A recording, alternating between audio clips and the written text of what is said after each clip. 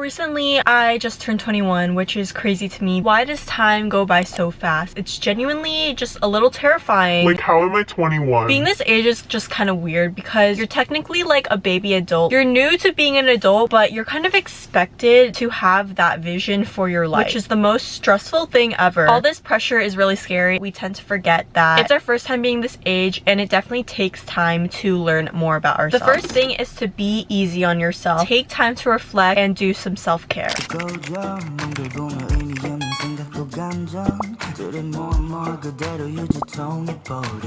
Reflecting is always the first step, because how are you really gonna know what you need to do if you don't even know your current status? Don't be scared to see where you are in the current. There's a reason why we're doing this. It's because we are trying to get where we see ourselves in life. The first thing we have to do is accept where we are currently. We are going to have a little talk as we sip a little bit of matcha. I've been making this one matcha. I just got matcha powder. If you guys want like a good tasting vanilla oat milk matcha latte, make sure to use sweetened oat milk, because it really makes a difference. Like, I got unsweetened oat milk and it just doesn't taste the same, and it tastes like super not sweet. We're gonna be talking a little bit about direction. Remember that it's okay to not know where you're going or what you're going to be doing. But what I have found helpful is understanding that every new thing I try, every opportunity that I take that me a few months ago wouldn't have taken or would have never done, is allowing me to discover more about myself. It's just definitely one step closer to understanding yourself. Another thing I have found helpful, which is just so obvious, like you hear this everywhere, don't compare yourself to others. Remember that everyone has their own journey in life. We're all living our own lives. Your life isn't supposed to be identical to another person's life, so you should just stop comparing yourself. Stop thinking that you should have what that person has. Everything that's meant for you will come to you eventually, but this is your own journey and you should be focusing on yourself. This is a reminder I constantly tell myself every day, because it's the one that could be the most brutal on you, on your mental health. It's just a reminder I have to bring myself each morning. I'm gonna go into the day focusing on myself, not comparing myself to anyone else. Every single time I walk on campus, like I go to my classes and I just see everyone like doing their own thing, it just reminds me that everyone is living their own life. We have our own things to think and worry about. Even though it might seem like someone else has it figured out, you never know what's happening, but also it doesn't mean you need to have it figured out as well. The reason why you don't know what you want to do, or maybe you just feel stuck, is because you haven't done it yet. Like, how are you going to know if you're meant for something if you don't try it? I've had Synergy before, but I don't think I've ever had ginger ale. This might be good. Let's see. It's not bad. I love trying new drinks like this, like especially kombucha, because kombucha is just so interesting. I didn't think I would go to the event just because I just feel like I'm so introverted. I never want to get out of my comfort zone, but honestly I felt so good just getting out of my comfort zone. It's super hard, really easier said than done, but I got out of my comfort zone. I went to that event and I met some pretty cool people. It wasn't as scary as I thought. That just goes to say that you should just go try something even though like you find it scary or you're not used to it. This was like one little event, and I feel like for other people it's not that big of a deal. It's just another event that they don't get nervous about. As an introvert, I definitely want to try and get out of my shell, seek new opportunities. If you have those opportunities in front of you, definitely take advantage of it. So explore as much as possible, seek out new opportunities, find out what you like and what your strengths are. And even though you shouldn't put pressure on yourself, what you should remember though is that growth will only come from doing things differently. Nothing will happen and you can't grow if you don't actually go and do something. So I couldn't learn how to be more comfortable in talking to other people who I just met without going to this event. Enjoy the process of figuring yourself out so that you feel more confident in yourself. Right now you're at your youngest age. Think about it. You'll never be this young again. Depending on your life, you might be 50-50 work, social life, 75% work, 25% social, maybe even 90% work, 10% social.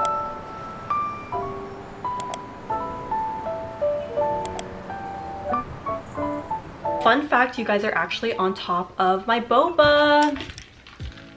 I've pretty much been 85% work, 15% social life recently. It's a lot. It's a lot on the brain. It's a lot to process. It's a lot of work. That's because of the context of my life right now. After that, I'm going to be giving myself a break. But right now, it's grind, and I'm going to work hard so that I feel good about the work that I put in. Of course, you want a good balance, but knowing when you have to go do your work, do something that you need to do instead of go hang out with friends or go out, means that you understand what you need to do to succeed. see. Of course, that social aspect is really important because it gives you time to relax, to have fun, to be in your 20s, to be young, to have fun with friends. So again, it depends on the context of what is happening in your current life. Have a balance that you feel like makes sense in that specific era of your life. If it feels like it comes to the point where you feel like you can't say no, for example, if a friend asks you to hang out and you feel like you can't say no, it definitely becomes an issue. You should feel okay to say no because again, it's for yourself, because you know what you need. Someone who doesn't understand why you say no and doesn't take your no for an answer, it's definitely very questionable. Moral of the story, know your balance.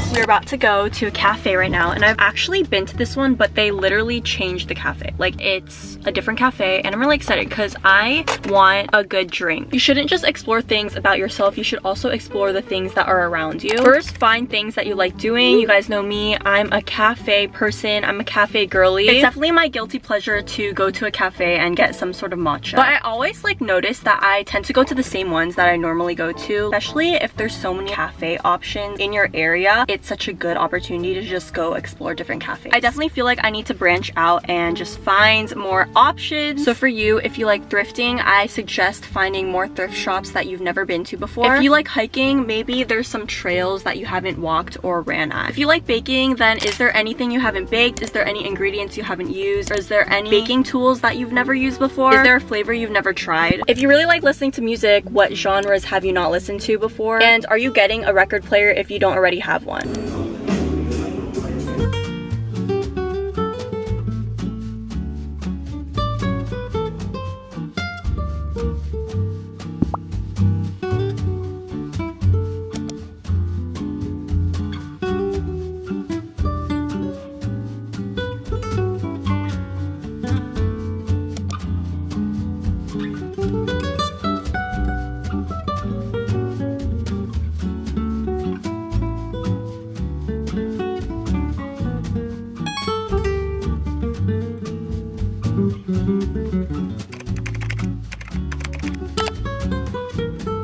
So good. There's something about like a matcha that's not sweet because some places just don't do it well. This place does it amazing. Cafe hopping is it. We're gonna be going to another cafe. If you're in your 20s, you're in your early 20s, it kind of creates a little dilemma. Should you focus on hustle and work, or should you focus on the specific social life that you get when you're young and in your 20s that you feel like you might not have later on? That social life that you get in your college life, in your younger years. Of course, both matter, but I think this is definitely the time to focus on hustling. You don't have to go out multiple times a week. You don't have to go out every week. Only go out when you know you have the time for it, and just be really smart about the decisions that you're making with going out. Because this is literally your time to work on getting ahead and do what the 1% does. That's to have a hustle mindset. Just because everyone else around you is doing one thing, it doesn't mean you have to stay comfortable and also continue doing that thing and just do what everyone else does. It honestly kind of scares me when I think about continuing doing something and just staying comfortable and just trying to do what everyone else is doing when I know I could be doing something else that will benefit me. I used to be so different and stay in my comfort zone 24/7, but I've genuinely only seen positive growth and results from just doing little things that I feel like just get me out of my comfort zone even a little bit. Even the little things matter. For example, going to class. Even if you feel like you don't need to go to that class, you feel like it's a short class, what's the point of going? You feel like you won't lose anything, and every other student in that class kind of thinks the same way that you do. Don't be the person that thinks like that. Be the person that takes the extra mile to go to the class. It doesn't mean you should skip like everyone else. The thing I learned is that you never know when you can gain something from the time that you put in. You taking the time to go to class is what the 1% does, and it's the mindset that the 1% has. So be that 1%, do what not everyone else does, take the extra mile, and put in the work when you know you need to put in the work. I have a cute little haul for you guys, but before we do that, I'm going to be opening my Bubble PR package.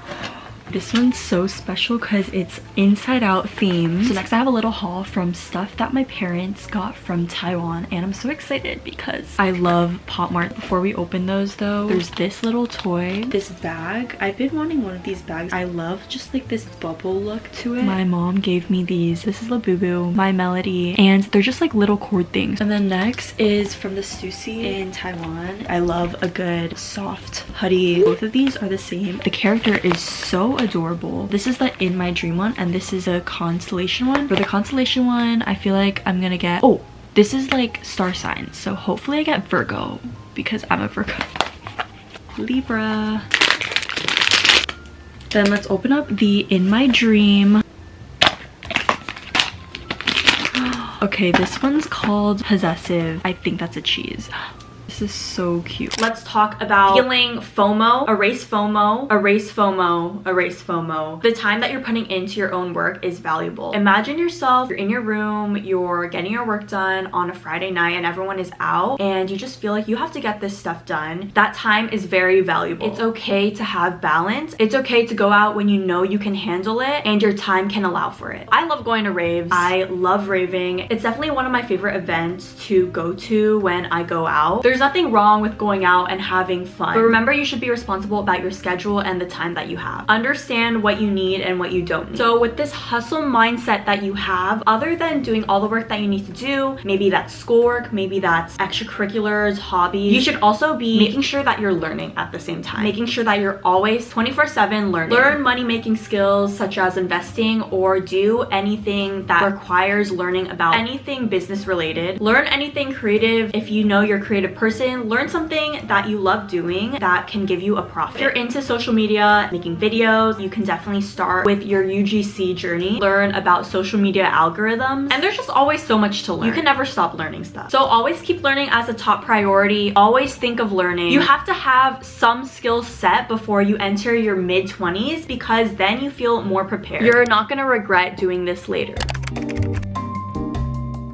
The vision board is a classic. It's not just for the photos that you're going to add to your vision board. It's also about the keywords that are associated with the traits that you see yourself in those 5 years. So whether that be consistent, motivated, confident, even maybe a phrase, maybe something like passionate, just like some words that describe who you see yourself as. Maybe that's fashionable, capable, and then in your own words, you should definitely define what self-discipline means to you. What can you do to align yourself with that definition of self-discipline? So the person that told herself, I'm going to achieve this, I'm going to achieve that, I'm going to be consistent, I'm going to be on top of it, I'm going to put in the work for it. Do not let her down. Just be consistent. Keep following your definition of self-discipline and know what you have to do to support your personal goals. Another thing you should do when you're kind of reflecting on where you see yourself in the future is creating a day in the life of yourself in 5 years. And I feel like this can be so specific, which makes it good because the more specific you are, the better. What you're going to be doing for your morning routine and everything else. And then the last thing you should do is create a bucket list. And I know bucket lists tend to relate to summer bucket lists, but honestly, bucket lists don't even have to be limited to a few months. It could literally be related to the span of a few years. So make a 5-year bucket list of things that you want to achieve. List out everything that you've dreamed of doing. Do you want to start a project? Do you want to travel outside? Or what new skill do you want to learn? For me, one of my biggest dreams is collabing with certain brands, and definitely this is going to be something on my 5-year bucket list. Maybe I'll make an even shorter one, like a 1-year, 2-year bucket list, and I'm going to achieve it and I'm manifesting it and I'm just putting the good vibes out there. If you have that extra free time, you should definitely be spending that free time wisely. I often have to tell myself to slow down because I honestly just do everything in a rush. But you know, I have to slow down. Yes, there's time, but that also doesn't mean that you should be using that time to do whatever. Be smart about what you do with your time. If you know for sure that you have that extra free time, you should definitely go get that work experience and experience in a beneficial skill. Whether it be a job that you create for yourself or a job that's outside, do something that you can add to your list of skills and experiences. Honestly, I feel like any job will benefit you even if you feel like it won't. Also, when you get a job, make sure to get a credit card. You need to build up your credit now for the future. I've heard a lot of people say that having it is too much of a risk, having it is not a smart decision. In reality, what you really have to do is be responsible and pay your credit card balance. A credit card would only be a risk if you don't pay, but we're responsible girlies out here. We pay our credit card balance on time. We're responsible and we're prepared.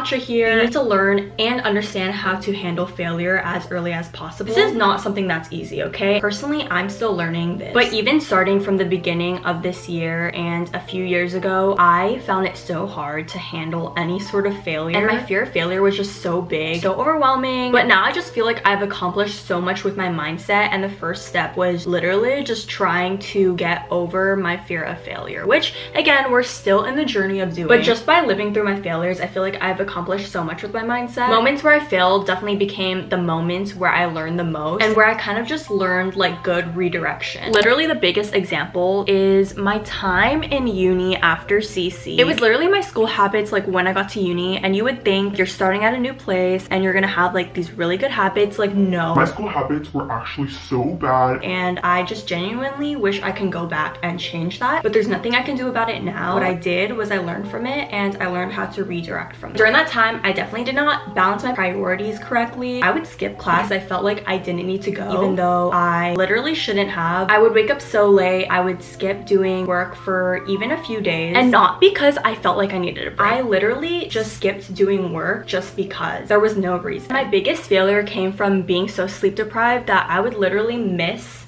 important things for classes that just like no. The thing is, like, even though I wish I hadn't had these bad habits, I learned so much from it. That's the good thing that came out of that. I learned how to do the opposite of what the student I used to be would do, and that's to wake up early, to set a routine so that I get to class on time, plan out when I have to do certain work, and plan out breaks for actual self-care and not just being lazy. And then planning beforehand made me not miss assignments. I know when every assignment is due. And so basically what I learned, and what I've learned from a lot of people around me, to handle failure, you basically need to learn from it. You have to be taking this time to learn about your strengths and weaknesses. I have 3 types of analysis. I have 3 analysis for you guys. We're just gonna get into them. First one that you guys should do is the SOAR analysis. It stands for strengths, opportunities, aspirations, and results. The second one is the SWOT analysis: strengths, weaknesses, opportunities, and threats. The third is a noise analysis. It stands for needs, opportunities, improvements, strengths, and exceptions. These kind of like combine with each other, but they have all different things that you can focus on. I feel like the most important things are like strengths and weaknesses, because you can base what you want to do off of your strengths, look at your weaknesses, and see how you can turn those around. Start determining your purpose to allow for a path with more direction. Take it slow and don't stress about doing this fast or figuring it out right away. Remember, it's okay to not know, but sit down and start to brainstorm. Have one idea, one interest, one thing that you will probably get out of any of the analysis, so that you are already on step 1 of feeling like you have more direction.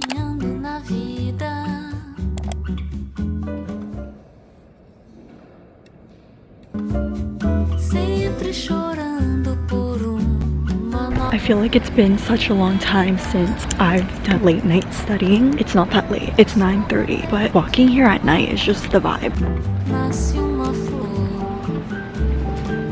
That was it for the video. I hope you guys enjoyed and that you're doing amazing in the journey of being the best version of yourself.